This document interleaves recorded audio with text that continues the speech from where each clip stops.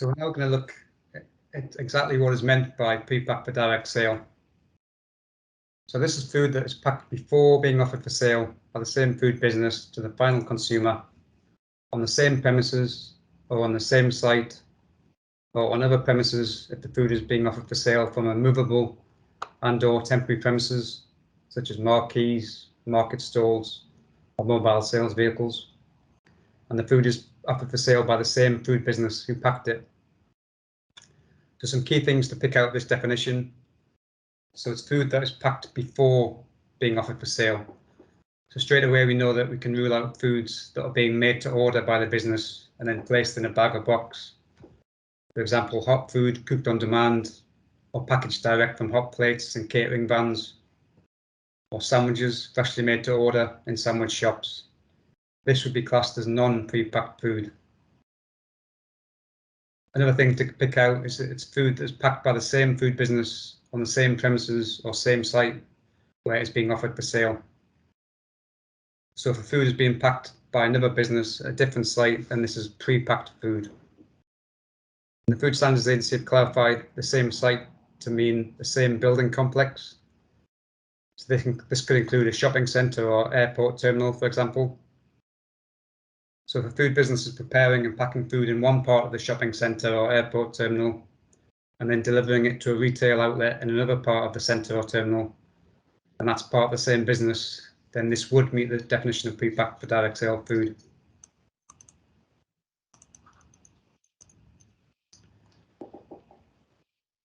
Next slide, please.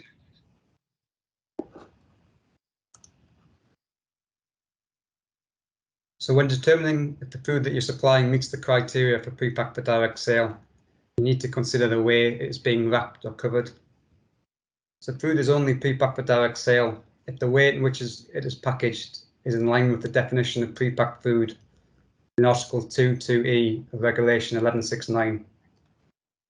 So pre-packed food is any single item that is ready for sale to the final consumer, that is packaged before being offered for sale, where the packaging encloses the food completely or partially in a way that the contents cannot be altered without opening or changing the packaging. So with this in mind, examples of pre-packed food would be any food completely packaged in cling film, bread placed in a paper bag with the bag folded over or twisted to encase the bread, or sweets that are contained in a plastic bag that is tied with a knot or sealed. So packaging for pre-packed for direct sale food doesn't need to be sealed to meet the definition. So it can include, for example, bags that are folded over or twisted, or boxes that have tabs to shut them. But just remember that the food does need to be packaged before the consumer places an order. So just to clarify, if an item is packaged in a way that the contents can be altered without opening the packaging or changing it in some way, then this is not pre-packed for direct sale, and the rules for non-pre-packed food would apply. So taking the bread in a paper bag example, if the bag is left open at one end, then this would not be classed as pre-packed for direct sale.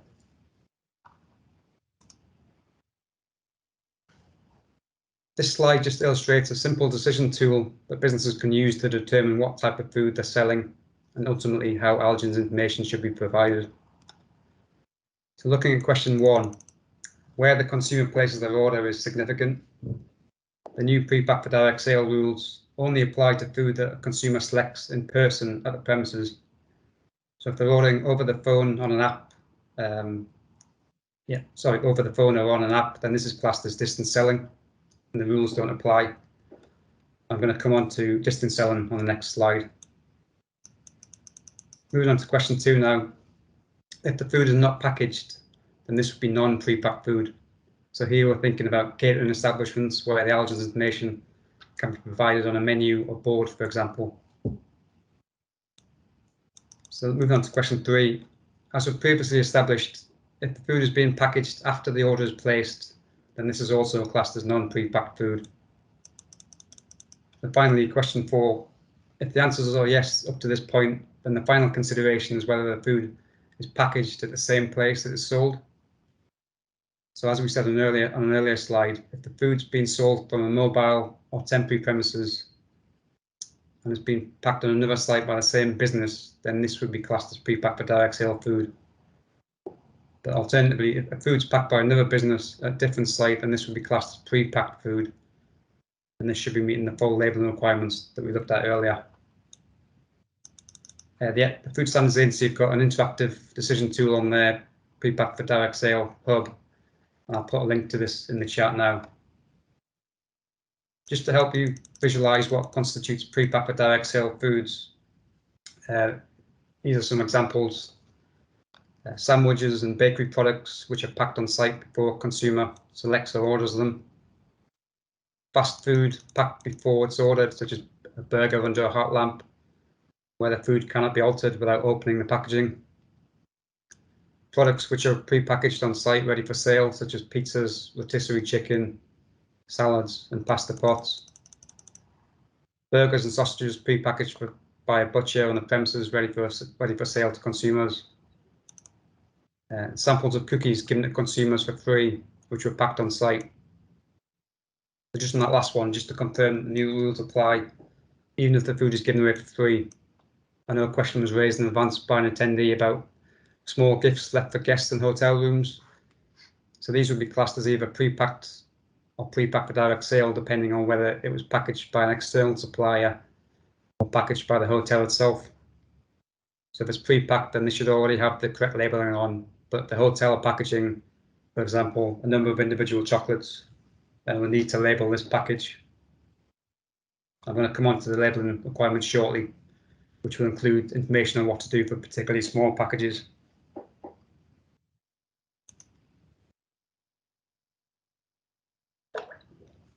So for food sold via distance selling, the rules around the provision of allergens information are unaffected by the new requirements. So to clarify, if a business is packing any individual food items on site in advance of consumer orders at a distance, then a full ingredients list is not required on the labelling. But as the slide says, businesses selling food via distance selling must provide allergen information before the purchase of food is completed. So this can be in writing, for example, on a website, or orally by phone, and when the food is delivered. So, for example, allergen stickers on food or menu enclosed with the food order. The same rules would also apply to non-pre-packed food. So, for example, takeaways making food to order following telephone orders or orders made online. But something businesses need to remember is the situation changes if a customer comes into the shop or takeaway and places their order. So for takeaway, certain items already packaged before a consumer orders them, and the orders are placed in person, then these food items would be classed as pre-packed for direct sale, and a full ingredients list would be needed with the allergens emphasised. So this includes any pots of sauce, for example, that are made up in advance.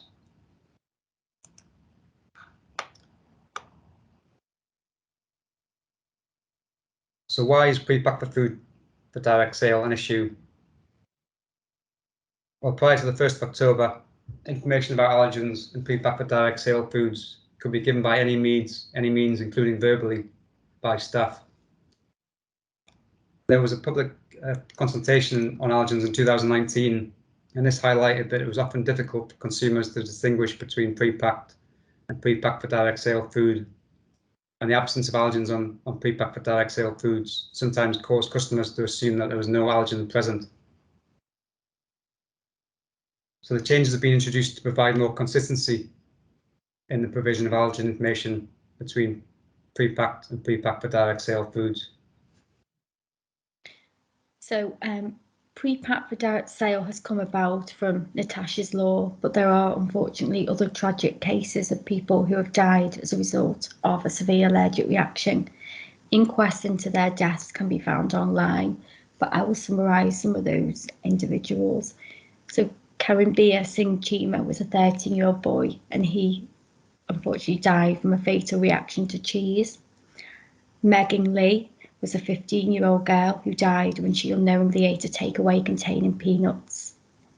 Nick Kelly, a 16-year-old boy who suffered a severe allergic reaction after eating doner meat, that was contaminated with peanuts. He had an allergy to peanuts.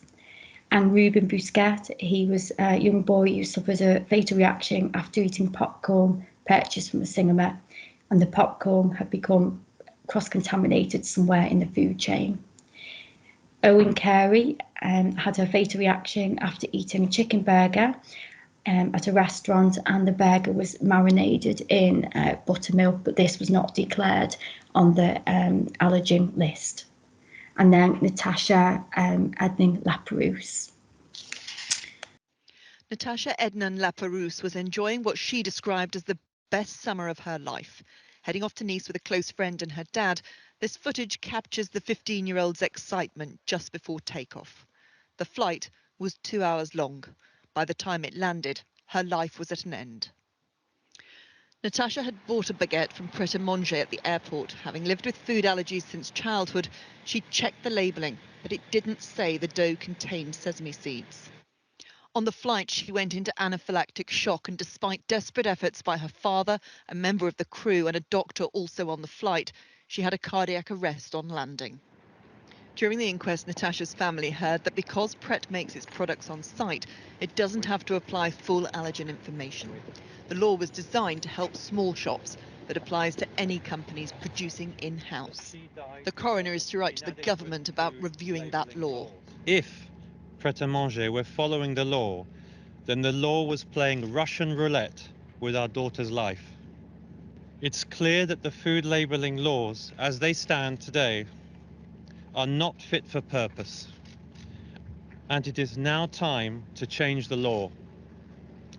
Natasha's inquest should serve as a watershed moment to make meaningful change and to save lives. Thank you. In court, Pret have been accused of an inconsistent and incoherent policy on food allergies. All of us at Pret want meaningful change to come from this tragedy. We will ensure that it does. Throughout the inquest, a framed photo of Natasha has stood on a desk in the court to serve as a reminder of her vitality. A change in the law may eventually serve as a permanent acknowledgement of her life and her family's loss. So, as you will see in the video, Natasha's law is an amendment to the current legislation which came into force on the 1st of October this year, and it is around the labelling of pre-packed foods for direct sale. It is important as well to emphasise that it's not just about labelling, but it's also important to say it's about safety and life or death.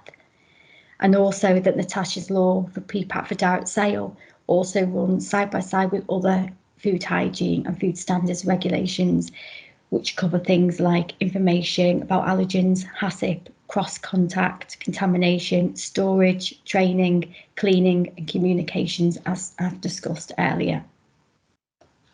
Next slide, please.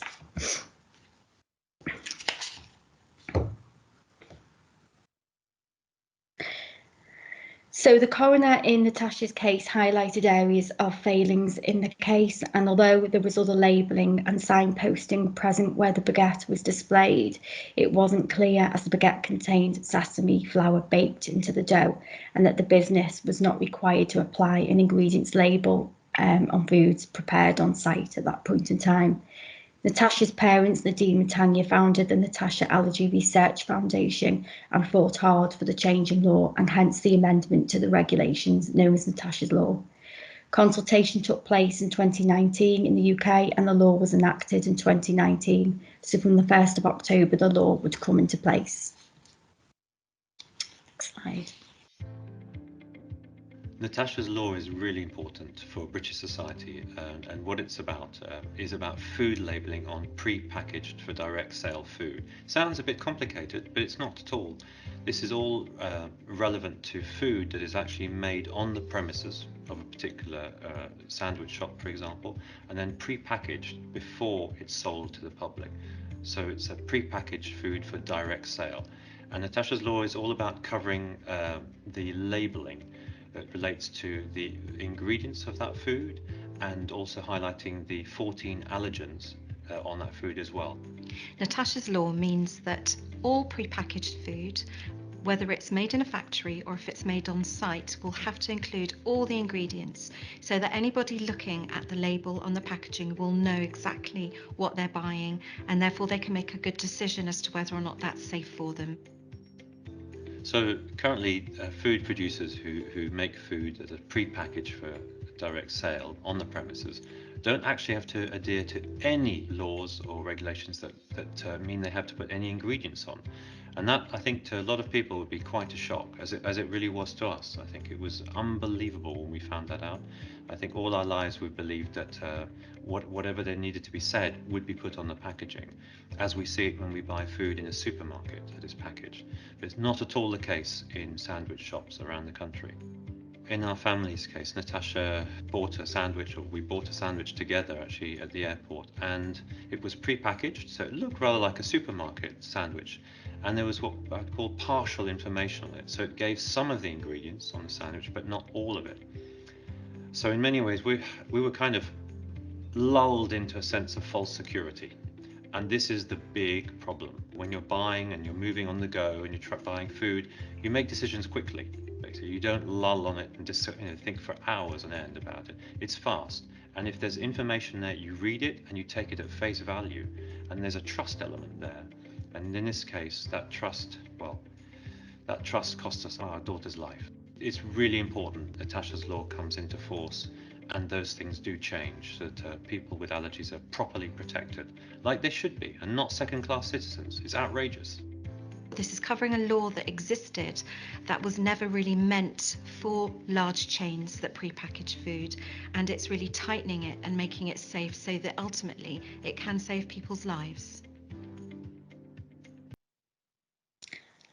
Okay, so to talk a bit about enforcement, local authorities will be enforcing the new regulations on the pre-pack for direct sale, and this will be during our routine inspections or any other visits to businesses that we make.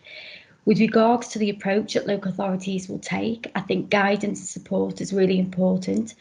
Letters and leaflets have been sent out by Manchester City Council, and I know that other local authorities across Greater Manchester have done similar work to help businesses in the way of letters and social media, leaflets, etc.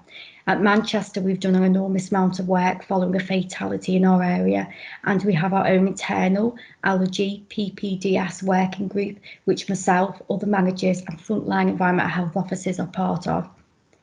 Our approach, as I'm sure it will be with other local authorities, will always be proportionate and risk-based where breaches are found, but it will depend on the risk and it will depend on the seriousness of the offence, so it's very much a case-by-case basis. Also, the willingness of the food business operator to make changes and rectify non-compliance will always be taken into consideration. The Food Law Code of Practice and the enforcement policy that local authorities must always follow will be considered also, and there's always a graduated approach to compliance, usually starting with advice, support, guidance, and then moving on to further enforcement action if necessary. It is a strict liability, so it is an offence to not comply with the new regulations, and a range of enforcement options are available for officers to use.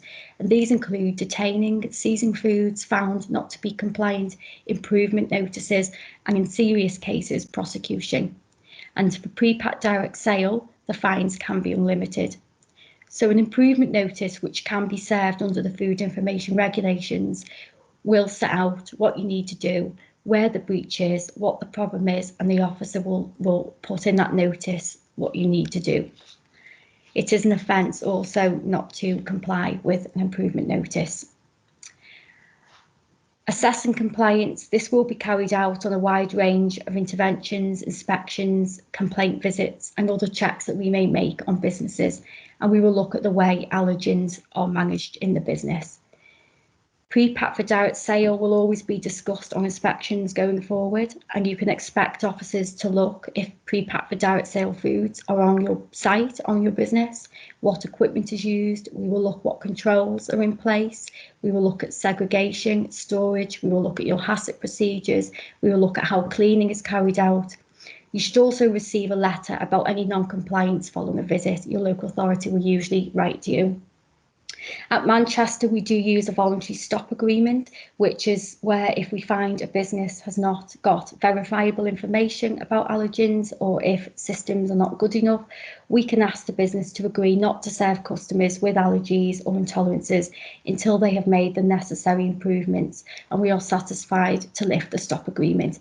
It is a way to achieve compliance without going down the enforcement approach. Next slide, please. So this slide summarises what now needs to be on the label for pre-packed for direct sale foods. So firstly, the name of the food. In an earlier slide, we went through the requirements for the name of foods and pre-packed foods.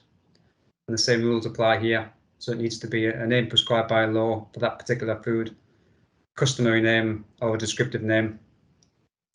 Next, a full ingredients list is needed, including any allergens emphasised. And on the next slide, I'm going to go through the ingredients list in more detail.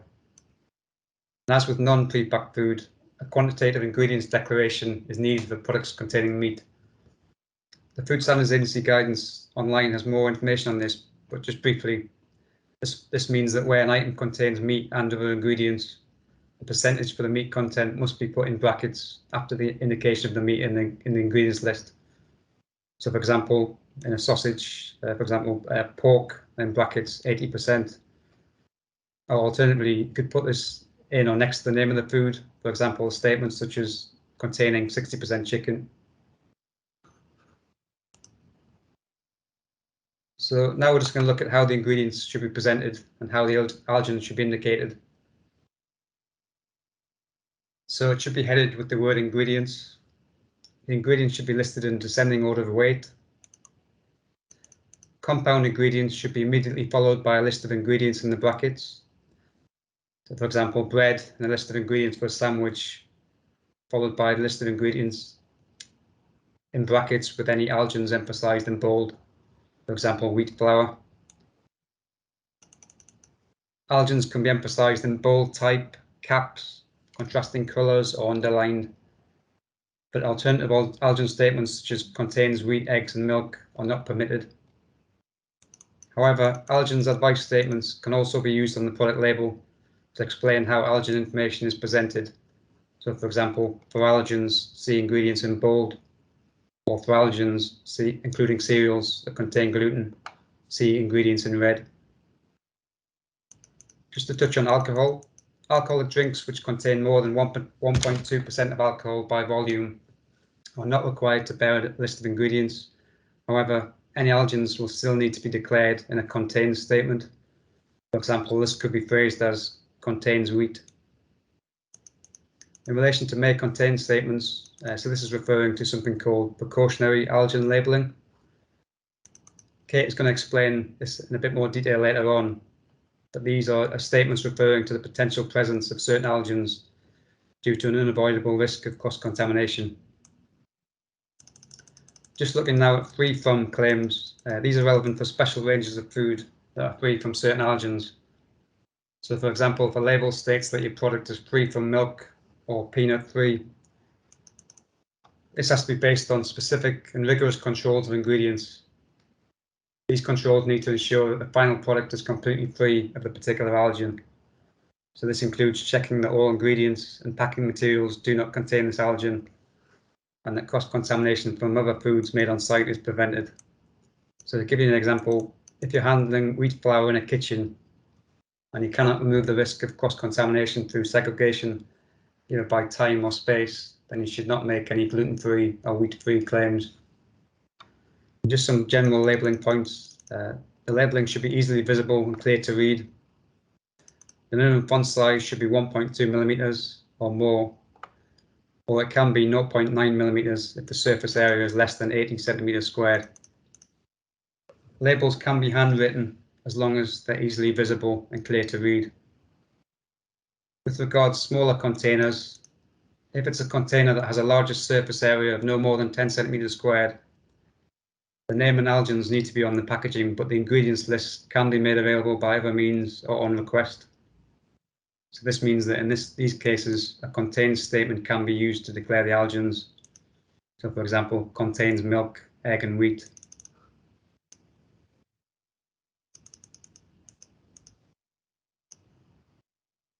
So this slide gives an example of what an ingredients list should look like. As you can see, the allergens are emphasised in bold with the recommended statement below to inform consumers how the allergens have been highlighted. So emphasising in bold is the most common way to achieve this, but as I said on the previous slide, they can be emphasised in other ways. Also, just to clarify, that allergenic ingredients must be emphasised at each point that they appear on the ingredients list. So this is a visual representation of an example of an ingredients list on a product. As you can see, the milk is emphasised in brackets where it's contained in component ingredients, in this case cheese and butter.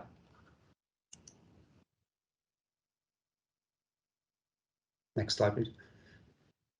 So these are just some common errors businesses make on their ingredients list. So one of them is that not breaking down compound ingredients, including allergens. So a good example is the ingredients in a compound ingredient like bread not being given. So for example, the allergen wheat flour not being indicated.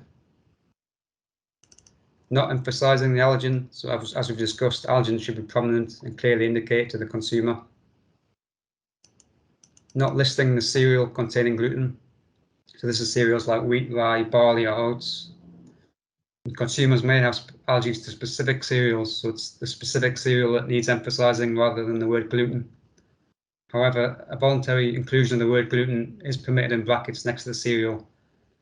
But it would be the ingredient wheat or barley, etc. that would need to have prominence rather than the word gluten. The Food Standards Agency's technical guidance on allergens has more information on this, and I'll put a link to this in the chat now. Another common error is to forget about the sulfites or sulfur dioxide. Again, the Food Standards Agency guidance has more information on this. And finally, another mistake businesses sometimes make is just not understanding the allergens that are contained in some ingredients, and therefore these not being emphasised. The examples given on the slide are good examples. It's really important that those responsible for labelling are checking with chefs and catering staff to make sure that the allergens in each ingredient have been identified and included on the label. So this means carefully checking ingredients lists on the packaging for component ingredients.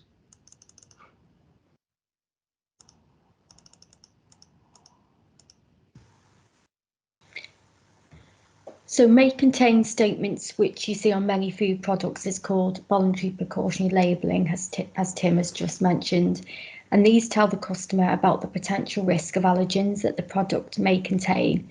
You must carry over any precautionary labelling from your supplier ingredients to your pre-packed for direct sale products for the customer.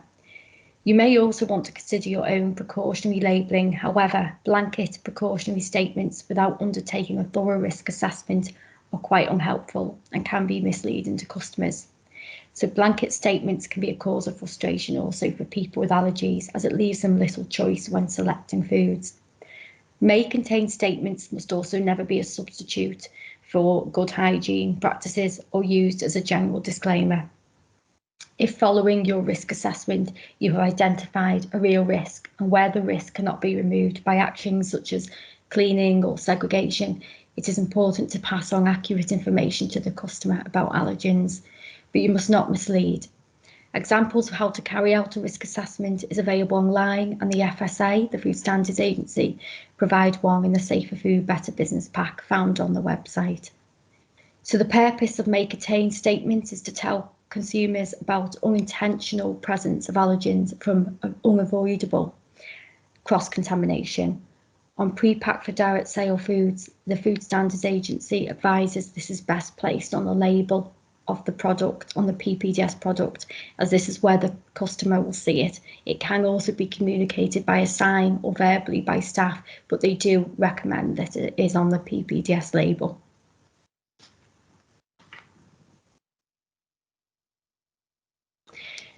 So some of the key things that you need to think about and consider for your pre-packed for direct sale: information from supplier. Make sure you use reputable suppliers who are compliant with all areas of food hygiene and food standards, ensuring the information which they provide to you about any allergens present in their products is complete and accurate and in a consistent way.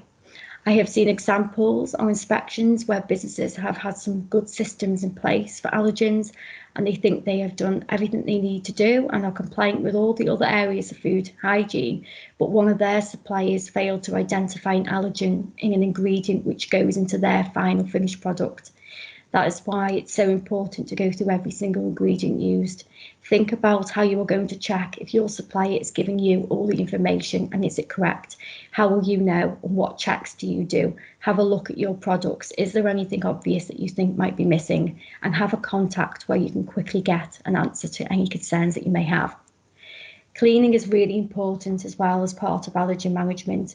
A two-stage clean, a high standard of cleaning of surfaces, food preparation equipment, utensils between uses, and the use of cleaning equipment such as cloths. The same goes for personal hygiene of food handlers, so washing hands is very important. If you're producing foods for pre-packed for direct sale in your business, all these things need to be considered as part of your overall risk assessment for allergens. And businesses must take steps to prevent allergenic cross-contamination. This includes storage, handling, and processing. And this should be considered carefully, as even tiny amounts of an allergen can cause an allergic reaction for some people. Businesses must have a safe system based on HACCP principles, which must include preventing cross-contamination during storage in dry store areas and freezers and fridges, during preparation and handling, and also during service, for example, covering foods, segregation, and utensils that are used, so physically separating. And training, we have already talked about training, but there's so much training out there for you on PPDS and allergens. A lot of free training and webinars are out there available, and resources to help you on the Food Standards Agency website. They have lots of free training information on the website.